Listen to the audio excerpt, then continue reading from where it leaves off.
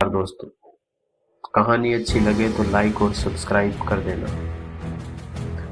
ये कहानी है वो गोरी किण पीवड़ी, यादवेंद्र चंद्र शर्मा द्वारा रचित, जिसमें एक गांव के दो भाई और उनकी पत्नी का मार्मिक वर्णन है।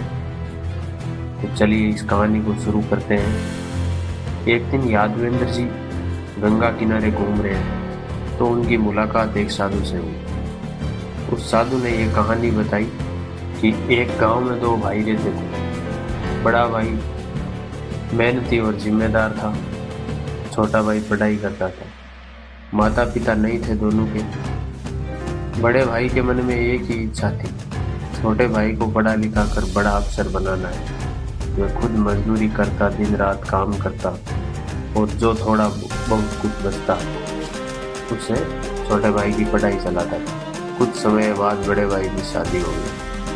उसकी पत्नी सुसंस्कृत थी, समझदार थी और पति के हर निर्णय में साथ देने वाली थी। वह जानती थी कि घर की असली पूंजी उसका पति और उसका देवर है।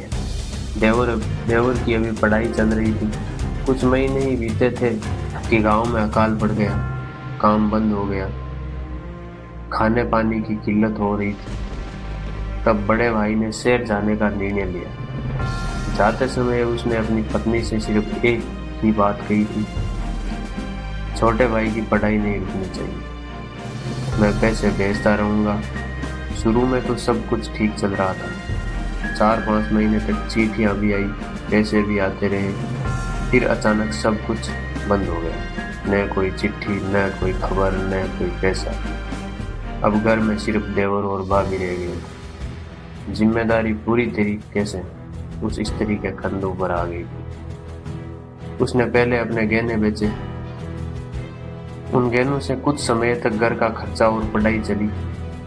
जब वे भी खत्म हो गया तो उसने गांव में मजदूरी शुरू कर दी। खेतों में काम किया, दूसरों के घरों में जाकर काम किया और किसी तरीके से देवर की पढ़ाई और गुजारा चलाती रही।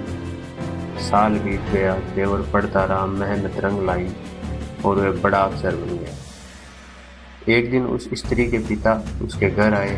उन्होंने कहा, अब तुम्हारा देवर अफसर बन गया है, तुम्हारा पति इतने सालों से नहीं लौटा, अपने मायके चलो। गांव वालों ने पंचायत बैठाई।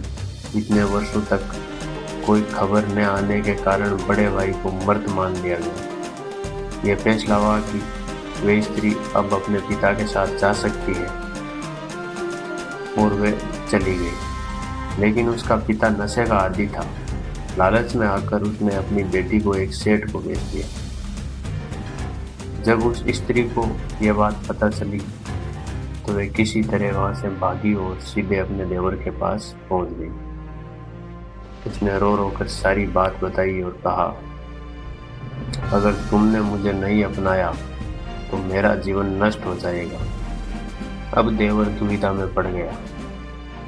जिसने उसे पाला पोसा, उसी से विवाह, यह उसके लिए आसान नहीं था। उम्र का अंतर भी था, समाज का डर भी था।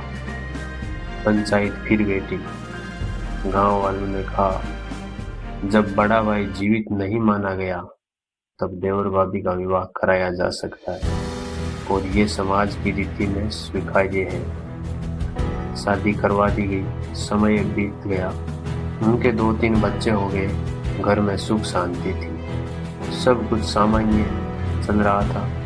फिर एक दिन वर्षों बाद बड़ा भाई बहुत सारा धन लेकर गांव लौट आया। रास्ते भर उसने मन ही मन सोचा कि आज पत्नी और भाई खुश होंगे, कितना स्वागत होगा।